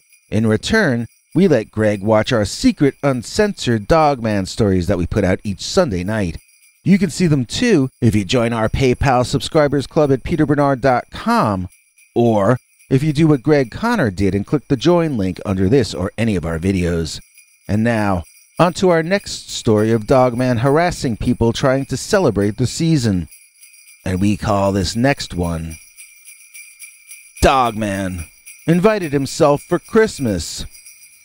Dear Scary Stories NYC, I have a story to tell you that goes all the way back to my youth. Actually, I was in my 20s, but it seems like my youth when looking back at it now. I was upwardly mobile, and I was a square, back during the late 60s when everybody else was growing their hair long. It was sort of a Mad Men situation if you ever saw that show, except my business was not advertising, and I won't tell you what we did manufacture because it really doesn't matter to this story. What does matter is that the year I got promoted to senior vice president and was gifted with my first large house, it was decided that I should host the company executive Christmas celebration at my new home. And that was the night when all of us had our civilized veneer stripped away from us by the Dogman. My home, given to me by my bosses, was created by an architect that some of you would actually know the name of. It was a name-brand modern house with huge windows looking out on the fact that we were completely surrounded by nothing but nature. There were actually highways and towns hidden out there somewhere, but from the point of view that we were at, it showed nothing but nature. I imagine if you go back to that house now and you look out the windows, you'd see smog and closed-down shopping centers, but back then, we were provided with the illusion that we were the only house for as far as the eye could see. Maybe that was why we drew the ire of the native population of Dogman. As I've previously stated, I was quite the ultra-straight dork back in those days. I didn't believe in monsters. I believed what I was told to believe. I believed what it was considered proper to believe. I was probably still in favor of us being in Vietnam at that point, unless Walter Cronkite had said it was bad, in which case I would have changed my mind to fit in. I never thought for myself, and that's how I became successful. Being a drone, being a copycat, being a slave, it's not how to achieve anything or how to accomplish anything, but it's a fine way to become the senior vice president so that you and your wife have to throw the Christmas party at your house for the top executives who you so desperately try to think and act like. If I were going to write a self-help book, it should be How to Suck Up to Your Boss and Achieve Financial Prosperity. I don't know if it would still work in the 21st century, but it worked perfectly back then. I judged myself and others by how much money we made, and I made enough to have all the comforts that a boring 1960s ultra-straight executive could want. Designer suits, trophy wife, not one but two gorgeous secretaries to cheat on my wife with, a bar in my office so that I never had to be sober for one single day on my job. It was everything I had ever thought that I wanted, and yet it didn't feel as good to have it as it had felt to desire it. I was unhappy, and I wasn't sure why. My wife told me it was because we needed to have children, but I didn't want kids. I didn't want anything I had. I felt empty, but I didn't have the vocabulary to express that. People who were unhappy even though they had everything were called hippies and weirdos back then. I was trained to intensely dislike hippies and freethinkers. We never employed them, and we would separate ourselves from companies that did, for as long as we could. When I think back on how much energy I extended during my life to work toward unachievable and dubious pointless goals, it makes my mind spin. We all get so wound up thinking that all this nonsense matters. We take ourselves so seriously, and then along comes the Dogman to knock us down a few pegs. I just looked it up on the internet, and this story must have actually taken place in 1970, not the late 60s. I know this because, according to the internet, Christmas fell on a Friday in 1970, and so that had to be the year. All the execs arrived on Friday night for our party, and the plan was for everyone to stay until Sunday afternoon or evening. Our company owners were big on the executives bonding with each other, so we found ourselves staying together several times each year in one place or another. The party itself went without a hitch, as I recall. My wife from that era is actually still alive, but she won't talk to me, so I can't ask her to help me tell any of this story. I've got to rely on my own fading memories and what I can look up on the internet. It was after the party, when people were settling into their beds, that the screaming started. It was Jenkins' wife who was shouting, and she was in the hallway as I ran out to see what was the problem. According to this lady, there was a monster outside of the house. Some people burst out laughing when she said that, but a cold chill ran through me. I didn't really expect that there was a real monster outside, whatever that meant, but I did feel terror that my weekend of hosting my peers and bosses might be going awry. If I were perceived as a bad host, it could hold back my career. That was all I thought about back then. So I need to reiterate that this house was designed by a famous architect and that it had large windows. Large as in floor-to-ceiling wall-to-wall windows, even in the bedrooms, with no shades or ability to prevent people outside from looking in at you. The premise was that the house was so far from anyone else that we didn't need privacy since there was nobody there to peep inside. That premise doesn't work very well if your house gets surrounded in the night by large, strange, dog-headed cryptids. So according to Mrs. Jenkins, she was changing into her night clothes when she looked out the immense floor-to-ceiling window, and she saw a dog staring at her from outside. She says she almost screamed, but then she laughed at herself for being scared of a dog. Then, according to her version of events, that dog stood up on its hind legs, and she saw that only its head looked like a dog. The body looked far more like a man, or at least a chimp. While she was describing her sighting to us all in the hallway, I went into her bedroom, and I could see nothing at all outside of her window except for plant life. I had known Mrs. Jenkins for years, and she was not the type who was prone to hysteria. So I immediately knew that she had seen something. She wasn't drunk enough to have hallucinated what she saw, but it was dark out, so my assumption was that she must have seen something other than what she thought she saw. I suspected a prowler, but I didn't want to call the police when I had so many important people over at my home. It was about 90 minutes later when there was another scream, this time from one of the men. We ran toward his room and he came out to greet us, declaring, "There's a German shepherd standing on 2 legs and walking like a man outside my window." We looked inside and whatever it was had left, but I know I didn't doubt that he saw something.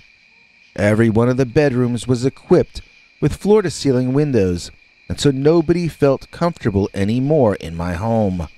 2 couples literally got dressed, got in their cars, and left. It was incredibly embarrassing, and I felt like I was going to be physically ill. I had wanted things to go smoothly, and I'd let everyone down by living on Dogman habituated land without knowing it. You can't understand how desperate I was for approval from these people. The only thing I wanted in life was to be the same as everyone else around me, and the Dogman had turned me into a weirdo against my will. As the 3rd couple informed me that they also wanted to leave, I apologized profusely to them. Nobody seemed to be blaming me personally, but that did not relieve my guilt and shame. I offered to walk the couple to their car, but as we opened the front door of the house, we were greeted most ungraciously by a very savage-sounding growling. We could not see what was growling at us, but we could imagine it in our minds. I pulled the couple back inside with me and closed the door. We had a bigger problem than we thought we had. Everybody was up by this point and everyone's feathers were ruffled. Nobody, including me, had any idea of what the proper way to proceed might be. We were sitting in the main entertainment room downstairs looking out onto the dark night as it was still an hour before dawn was scheduled to begin. Some people wanted to call the police, while others said that if the police came they would leave in a hurry, as they did not want to be involved in having to give witness testimony that might take all morning. While we were debating, this slapping sound hit the floor-to-ceiling window of that room, shocking us and causing us all to turn and look. There, in front of the eyes of everyone still at that house, we saw a most horrific and nauseating display straight from the worst nightmare that you ever had. Face and entire body pressed to the glass in a grotesque fashion was what I now understand must have been a North American upright walking canid, or dogman. This was a very human-bodied dogman, as his anatomy under his head looked far more like a hairy caveman than it looked like a wolf or a dog of any sort. The head, though, the head was most remarkable. It was not a dog head exactly, but it was much closer to being that than it was to being a human head. There were ears standing up on top like those of a German shepherd, and the markings on the fur were brown and black as well. German shepherd is probably the closest I can get to describing the type of dog it resembled, but like I said before, it wasn't really any kind of dog at all. It was its own sort of thing, and it was horrible to see. Its entire anatomy was on display quite clearly, pressed hard into the glass, and one of the gentlemen actually covered his wife's eyes. Those were different times. After the dogman finished flashing all of us, it ran off on all fours, and a huge hubbub erupted in the room. What were we going to do? It wasn't safe to leave, and the dogman wasn't allowing anyone to get any sleep. We all ended up staying up till dawn, when people felt safe enough to make a run for their cars. There were no further incidents or sightings of the dogman on that night. Believe it or not, my wife and I continued to live in that house after that for over 2 years, nearly 3. Our company was pretty large at the time, but we were not in the Fortune 500, so the gift of the house to me had been an extravagance that they could barely afford. We tried to sell, but it took years because there are very few people who can afford to buy houses built by famous architects located very far from any city. We only had a few more dogman sightings during that time, but we never entertained, for fear of the creature. He didn't seem to mind when it was just the two of us there, but man, he freaked out if company came over. We bought 4 large antique armoires. Those are like what people used for closets in the old days, big pieces of furniture to keep clothes in. We lined the giant old armoires up against the window in our bedroom, and then we had some privacy from the dogman. He couldn't see us, and we couldn't see him. Out of sight, out of mind. That was our way of dealing with it until we could move. Even after we found new quarters, though, my wife and I were never asked to host a party for the company ever again. Perhaps we should have felt insulted, but actually, we felt relieved. I never again wanted to go through the kind of stress that we had to deal with when Dogman invited himself for Christmas. Thanks for watching till the end. If you liked what you saw, please consider clicking like on the video or sharing it. You can become a channel member by clicking the join link below. Then you can check our community page to find the links to 10 hours or more of secret, uncensored Dogman stories too wild to be told on this channel. Your other option is to join our paid subscribers club at peterbernard.com. That's Peter's homemade club, where he will personally email you the links as well as occasional secret club messages. You may also be included as an executive producer in a future episode.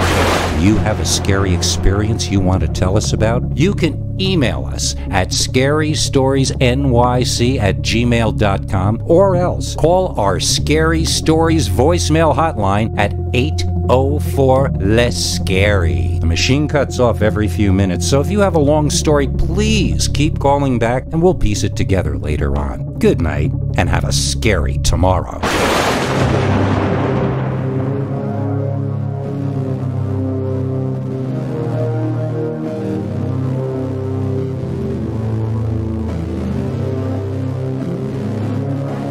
Come back for more scary stories.